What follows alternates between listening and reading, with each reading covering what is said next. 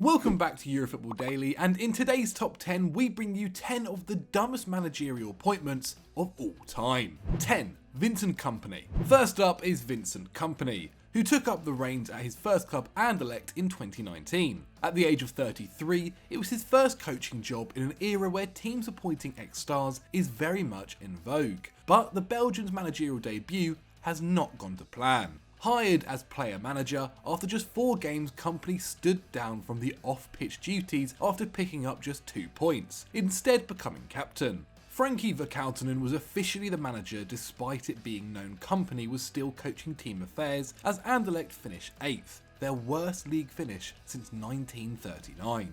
On a contract initially worth over £100,000 a week, although it's now believed to be half of that following the pandemic, Kompany has now hung up his boots for good to focus on management. But he has been fined by the Belgian FA for not having the required coaching badges, as the club defended this by saying his initial hiring was just a PR stunt. This season, the 34 times Belgian champions are not on for much of an improvement, a bizarre appointment that still hasn't provided results.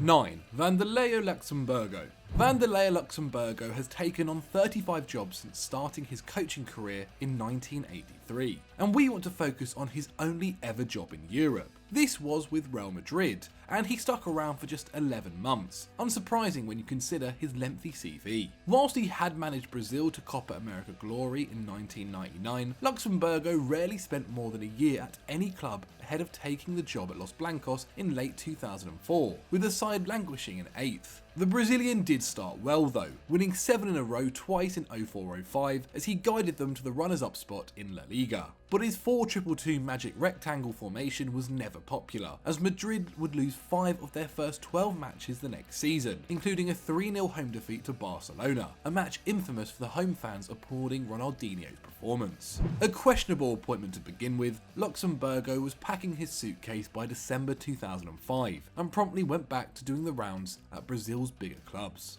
8. Edgar Davids. Our first trip to English football, where Edgar Davids' reign at lower league Barnet just has to be discussed. The Champions League winner had appeared to have retired after a stint at Championship club Crystal Palace in 2010, before being approached by the North London club ahead of the 2012-13 season. As player manager, the Dutchman won man of the match on his debut for the side, but the club were bottom of League 2 come Christmas. And although he guided them to a mini revival in the second half of the campaign, the Bees were ultimately relegated on the final day, going down to the conference for the first time since 2005. But Davids was also a diverse character. He handed himself the number 1 shirt before it emerged that he also would not attend the games that required an overnight stay, not the level of commitment you want from the manager. Sent off 5 times whilst at the club, Davids made the decision himself to leave Barnet in January 2014, one welcomed by those associated with the club.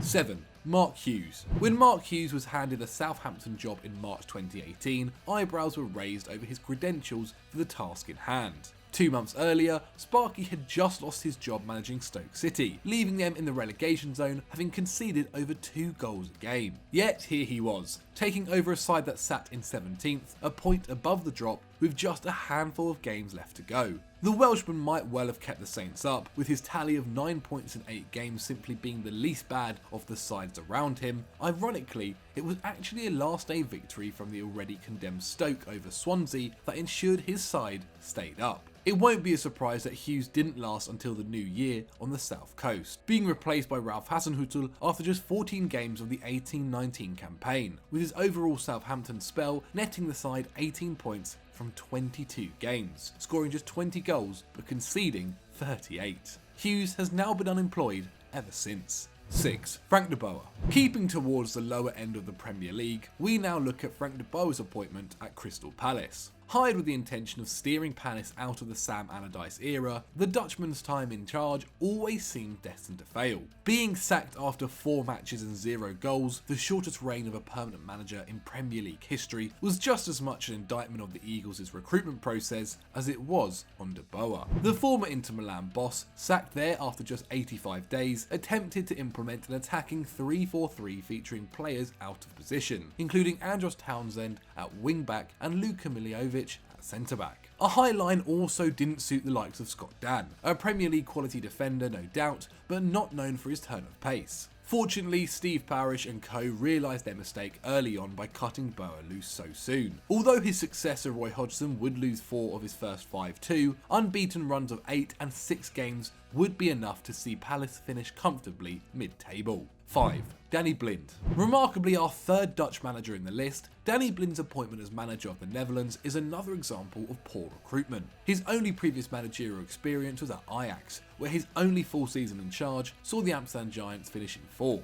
Only the 8th time since they'd ever finished outside of the top 3. Yet a decade later, after Gus Hiddink's sacking as the Orange boss, assistant Blind took over during qualifying for Euro 2016, with his nation on 7 points from 5 games. Continuing Hiddink's style, they picked up just 6 more points from the remaining 5 fixtures, missing out on the European Championships for the first time since 1984. And his time overseeing the 2018 World Cup qualification process was equally as shaky, ultimately getting the sack after a 2-0 defeat to Bulgaria, which saw them 4th in the 6-team group, where just 2 qualified. A generation of bad players. Well, his successor Dick Advocaat won 7 of his 8 matches at helm, ultimately missing out on qualification on goal difference. Maybe the KNVB should have done their homework 2 years earlier. 4. Quique Sanchez Flores. There was nothing wrong with Quique Sanchez Flores' hiring first time around at Watford. The Spaniard led the Hornets to a comfortable mid-table finish in 15-16, but couldn't survive the yearly sacking at Vicarage Road. So in some senses, bringing him back in 2018 wasn't a bad idea. However, there was obviously a reason they felt he wasn't best suited 2 years earlier. Javi Gracia was unceremoniously sacked after picking up 1 point from the first 4 games, paving the way for his compatriot's return. While Sanchez Flores opened with a 2-2 draw against Arsenal, just 6 days later he found his side 5-0 down to Manchester City inside just 18 minutes, eventually losing 8-0. Result-wise, it didn't get much better, with his sole win in charge of the bottom place side coming against 19th placed Norwich City. After just 7 points from 10 matches, the 55-year-old was sacked by the club for the second time after just 85 days. Watford's decision in 2016 meant that Sanchez Flores wasn't the man for the job. They should have trusted their instincts. 3. Alex McLeish. Most football fans only ask to avoid a few things when their club appoints a new manager. Make sure they haven't recently been relegated, headed up a rival club, or have a playing style considered to be out of date. So when Aston Villa hired former Birmingham City boss Alex McLeish just 5 days after he left their rivals due to their drop to the Championship, you can imagine the reaction. After the Villa Park protests died down and anti-McLeish graffiti removed from their training base, the Scotsman actually started brightly, going unbeaten in his first 7 matches. But that was pretty much where the fun stopped, as the Villains would just win 5 more games all season, setting an unwanted record low of just 4 home victories in a campaign. Failing to win any of their final 10 matches, Villa plummeted from 6th in October to 15th by February, ultimately finishing 16th with 38 points, just 2 points above the drop zone. No prizes for guessing what happened next. McLeish was sacked the day after the season ended due to poor results and an uninspiring style of play. 2. Terry Venables. Dubbed El Tay by the British media, Terry Venables is one of English football's most successful managerial exports, winning La Liga with Barcelona in the mid-1980s, as well as leading England to the semi-finals of Euro 96. He'd come a long way since his first job in charge of Crystal Palace in the mid-1970s, a club he returned to in 1998. In the midst of a takeover by tech tycoon Mark Goldberg, Palace were relegated after finishing bottom of the Premier League. But with their new multi-millionaire owner and the return of Venables as boss, fans were expecting an immediate return to the big time, and even greater things in the following years. But that wasn't to be, with Venables on an annual salary of over £600,000 and Goldberg unable to deliver on his financial promises. Palace found themselves in administration by early 1999. Venables left after just 6 months in the role, after being forced to field youth players in a number of games after first teamers weren't paid. It might not have been Elte's fault, but there's no doubting this was a horrific managerial appointment. 1. Ronald Koeman.